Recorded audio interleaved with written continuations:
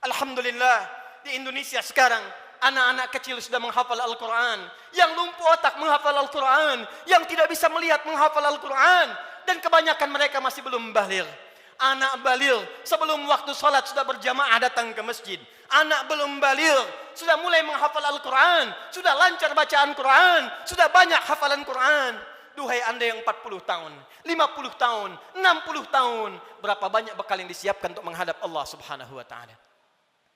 Harta yang dikumpulkan selesai sudah. Dengan kematian tuntas. Uang itu tidak berguna lagi. Kendaraan yang dikumpulkan, dipajang, dipamerkan, tidak ada manfaat lagi. Bekal apa yang kita bawa menghadap pada Allah Subhanahu wa taala? Zikir kita, amal soleh kita. Apa yang Anda gunakan dengan uang itu? Infak, itulah zikir kepada Allah Subhanahu wa taala. Salat, kendaraan yang mengantarkan Anda untuk Jumat, untuk ta'lim, untuk mendekat kepada Allah, bekerja beramal saleh, itulah zikir kita di hadapan Allah Subhanahu wa taala. Sampai dengan detik Jumat ini, berapa banyak aset yang telah Allah titipkan kepada kita digunakan untuk zikir kepada Allah Subhanahu wa taala. Hadirin yang kedua, jika disebutkan kalimat zikir dalam Al-Qur'an, maka diartikan oleh para ulama berdasarkan paparan Al-Qur'an sebagai keadaan ingat kepada Allah yang dengan ingat itu terjauh kita dari perbuatan maksiat. Pertama, terdorong kita mengumpulkan amal saleh. Yang kedua, terjauh kita dari perbuatan maksiat. Zikir, keadaan ingat kepada Allah Subhanahu wa taala. Karena kita ingat kepada Allah, kita merasa diawasi oleh Allah Subhanahu wa taala. Kita merasa dilihat oleh Allah, kita merasa didengar oleh Allah. Karena itu orang yang merasa dilihat oleh Allah, maka mustahil ia bisa berbuat maksiat dalam kehidupannya. Keluar dari masjid mustahil tertukar sandal. Karena ketika ia akan gunakan, ia merasa dilihat oleh Allah Subhanahu wa taala. Mustahil berbuat curang dalam pekerjaannya. Mustahil ia korupsi, mustahil ia mencuri, mustahil ia membegal, mustahil ia berselisih, mustahil ia membuat hoax, mustahil ia berbuat maksiat. Karena ia merasa dilihat dan didengar oleh Allah Subhanahu wa taala. Karena itulah sampai dengan detik Jumat ini, berapa banyak Jumat kita yang telah memberikan manfaat dalam hidup kita. Dari Jumat ke Jumat.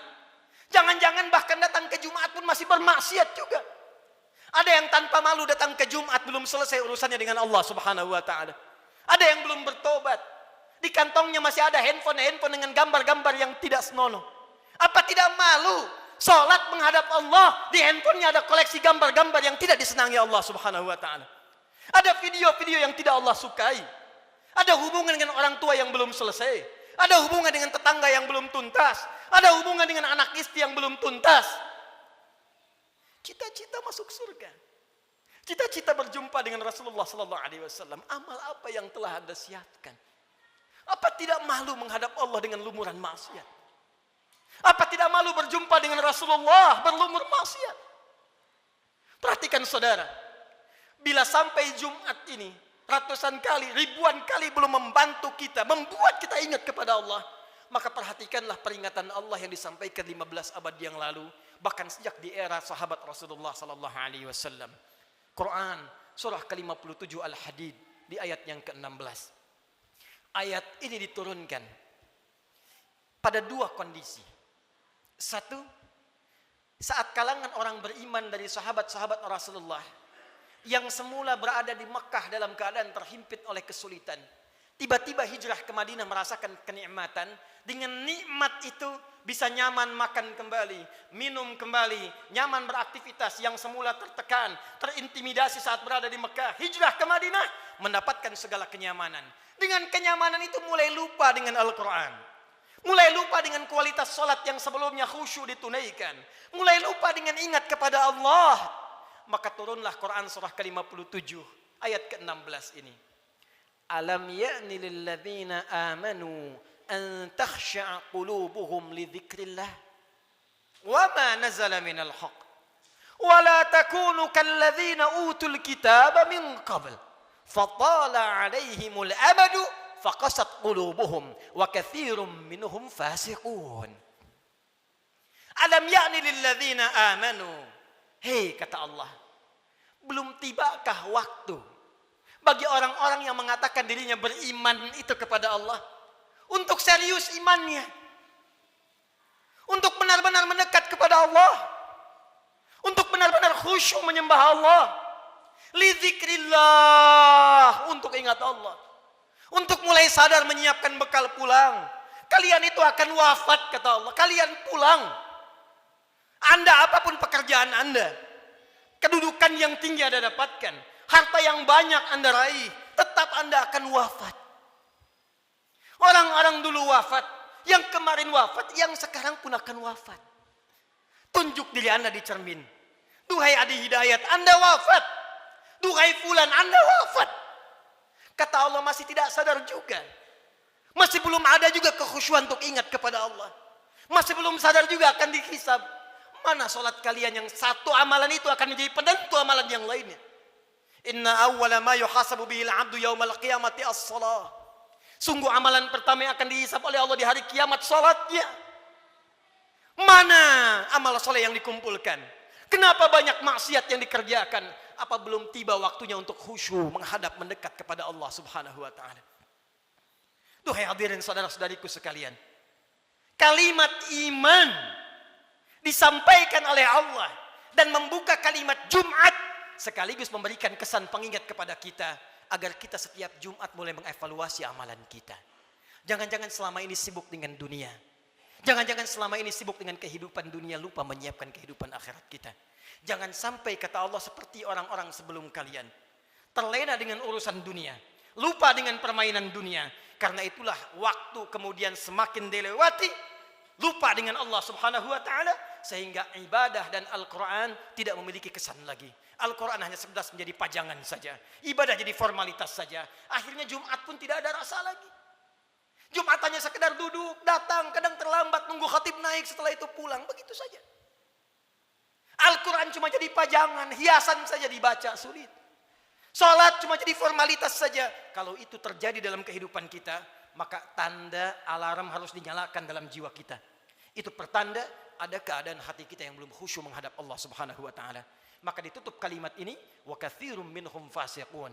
Maka kalau sudah seperti itu, kebanyakan lupa dengan Allah, ujung-ujungnya menjauh dan banyak berbuat maksiat. Karena itu, khatib ingin mengajak kepada kita semua dalam waktu Jumat yang singkat ini, mari jadikan Jumat ini sebagai evaluasi untuk mendekat kepada Allah Subhanahu wa taala. Ingat-ingat satu saat kita pun akan wafat. Ingat anak-anak kita. Ingat orang tua kita. Demi Allah, sebentar saja renungkan. Setiap Anda berapapun usianya pasti punya orang tua.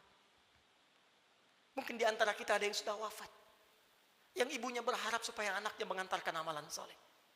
Anaknya rajin sholat, anaknya bisa baca Al-Quran, sehingga di akhirat dikumpulkan kembali. Duhai Anda yang para orang tua, saya yakin Anda pun punya anak, punya keluarga. Qu anfusakum wa ahlikum nar. Jangan sampai terpisah saat di akhirat nanti. Jaga diri baik-baik, jaga amalan kita, karena rasanya tibalah waktunya sekarang. Apa yang disampaikan Nabi di masa-masa yang telah lalu, hati-hati, akan tiba masa di mana maksiat itu akan hadir di sekitaran kita tanpa bisa dibatasi. Sekarang datang kepada kita sendiri. Di handphone ada maksiat, di TV ada maksiat, di internet ada maksiat, sehingga sulit membedakan mana yang benar, mana yang salah, mana yang baik, mana yang keliru. Pada saat itulah Nabi berpesan kepada kita, jika tiba masanya, segala berhijrah kepada Allah Subhanahu wa taala untuk memperbanyak amal soleh dan meninggalkan amalan yang sia-sia. Semoga kita dirahmati oleh Allah Subhanahu wa taala, segera diberikan kekhusyuan pada jiwa kita dan dikumpulkan dengan keluarga dalam keadaan yang baik untuk menghadap kepada Allah dan berpulang dalam keadaan husnul khatimah. Barakallahu li wa lakum fil Qur'anil azim wa nafa'ani wa iyyakum bima fihi minal ayati wa dzikril hakim wa taqabbala minni wa minkum tilawatahu innahu huwas sami'ul alim. Ud'ullaha yastajib lakum jami'an.